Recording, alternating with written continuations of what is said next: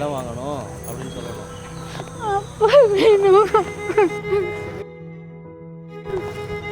அப்பா இருந்திருந்தா இன்னும் நல்லா சீரும் சிறப்பமாக நடந்திருக்கும். பரவாயில்ல, அண்ணன் ஒன்று நல்லபடியாக கல்யாணத்தை பண்ணி வச்சுட்டான். 2 பேரும் ஒத்துமையாக எந்த சண்டை சச்சரவும் இல்லாமல் ஒத்துமையாக இருந்து நல்லா வாழணும்.